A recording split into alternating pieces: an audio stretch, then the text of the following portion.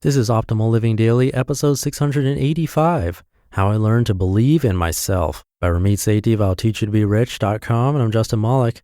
Happy Thursday, and welcome back to Optimal Living Daily, where I narrate blogs for you. I cover personal development and minimalism mostly from some of the most popular blogs, all for free. And thank you to FreshBooks for sponsoring this episode. FreshBooks is the company I recommend and use for invoicing, time tracking, expense tracking, and more. Come check them out totally free for a whole month and without entering any kind of payment info by visiting freshbooks.com/living. Now let's get right to it and start optimizing your life. How I Learned to Believe in Myself by Ramit Sethi of I'llTeachYouToBeRich.com. A few weeks ago, I asked you to send me your toughest, most burning questions. I got thousands of responses, and I'll be answering as many as I can in the upcoming months. Here was one of the most surprising ones I got. People wanted to know how to start believing in themselves. For example, what was the first thing you changed when you decided to take a hold of your life and implement those changes? From Alan Y. And how did you actually make the changes in your life? You knew what needed to change, etc., but how did you not become the all talk, no action guy? From Mary Kay. And how did you learn to believe in yourself? From Laura H. This is such a popular question and so central to becoming a top performer that I wanted to devote an entire post to it. After all, if you don't believe in yourself, none of the tactics, techniques, frameworks, and strategies I share will mean anything. I know how rare it is to have someone looking out for you and sharing the insights they learned along the way. I've had my own mentors and advisors along the way, and it's my treat to return the favor to you. So today, 4 ways I started believing in myself. Number 1, brutally small steps with a long-term perspective. I have friends who expect their apartment to look like an interior decorator showcase at 24. Are you shitting me? Your parents took 30 years to buy those 3 spatulas. We all want to be the best dressed, lift the most weights, make the most money, get the hottest girl or guy. But what we forget is those are the results of time and consistent process and a little luck. Like you, I'm impatient with myself. I want the end results, the six-pack, the accolades, the things to brag about.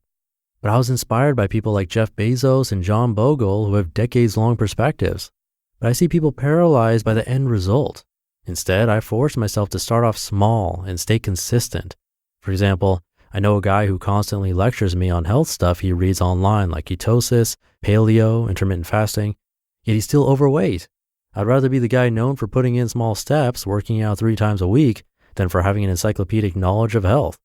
Put another way, it's easy to dream about running 3 times a week or making $500,000 a year of passive income. Losers will dream about those, but take no action. In fact, they'll actively resist doing anything by using code words like, ugh, I don't want to freelance. That's trading time for money. When I hear this, I feel one of my favorite emotions, pity. Better to start running once a week and earn $1,000 a month on the side. Number 2, over-prepare like you cannot even imagine. Most people have no idea what it takes to compete at the highest levels. They think spending 20 minutes Googling around will suffice. And in fact, many people have never met a truly world-class performer, so they have no idea what real preparation looks like. You remember my skinny friend who emailed me asking for advice on how to gain weight? He said, I already eat 2,100 calories a day, and I spit out my drink. As a skinny dude who intentionally gained 40 pounds in the last few years, I eat that for breakfast. My buddy did not know the game being played around him, i.e. that to gain weight, he would have to eat more than 2 times that. Similarly, I teach my dream job and earn 1K students how to over-prepare for meetings like nobody else. By the time they walk into a room, 80% of the work is done. They know every aspect of the person they'll be meeting with, including their history, who their mutual friends are, etc. I used this in a meeting just last week. I said, oh, by the way, we have a few friends in common. Her eyes lit up. Really? Who? And once I told her, the meeting took a sharp turn for the better. Some examples of how I over-prepare. 1, when my parents told me I needed scholarships to pay for college, I created a system to apply to 65 to 70 scholarships.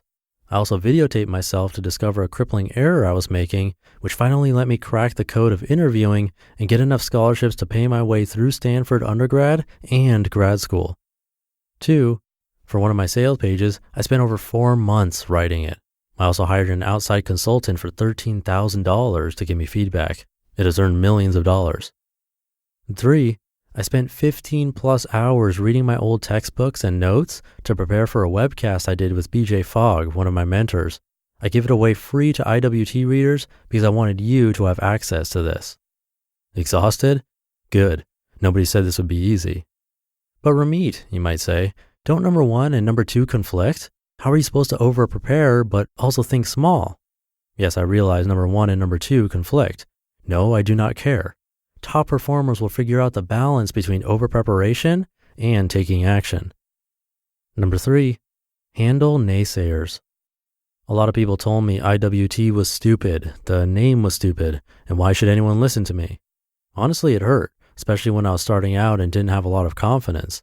And I tried every horrible tactic. I argued with them. I ignored them. I challenged them.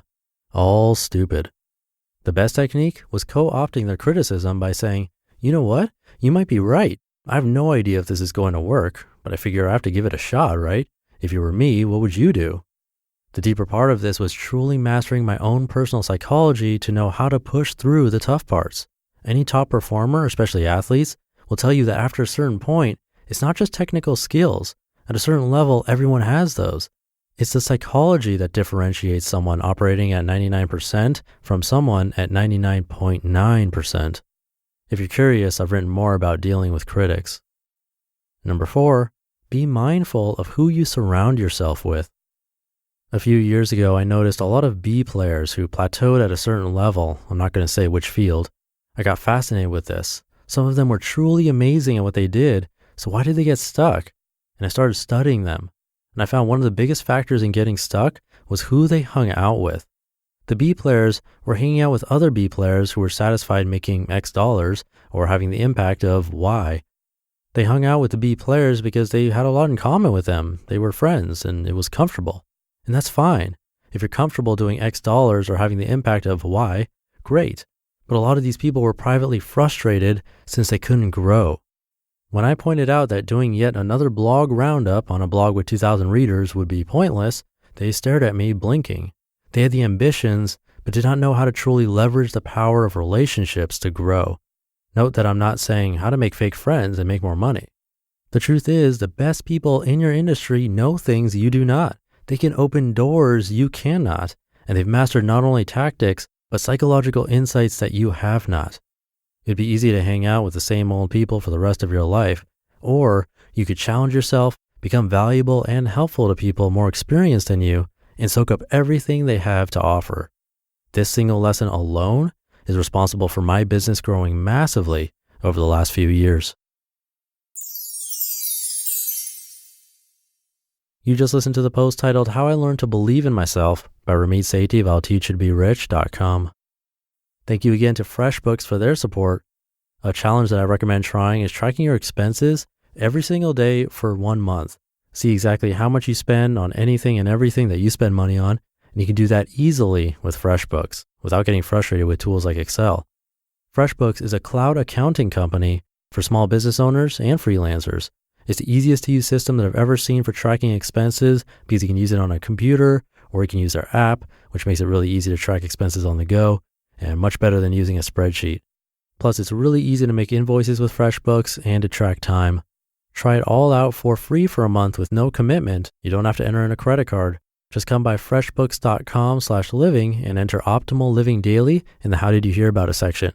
Again, that's freshbooks.com/living. That's it for today. Have a happy Thursday, and I'll see you in the Friday show tomorrow, where we'll hear from David Kane of Raptitude.com and where your optimal life awaits. Hey, this is Dan from the Optimal Finance Daily podcast, which is a lot like this show, except more focused on personal finance. Justin handpicks the best posts he can find from blogs and authors like Ramit Sethi, Mr. Money Mustache, and more, and I read them to you 5 days a week. So if you enjoy this podcast, come on over and subscribe to Optimal Finance Daily too. And together, we'll optimize your financial life. You've been listening to Optimal Living Daily. Be sure to hit the subscribe button to stay up to date on each new episode and head to oldpodcast.com. That's OLDpodcast.com for a free gift as well as more actionable tips and resources to help you maximize your potential. Thanks for joining us, and remember, your optimal life awaits.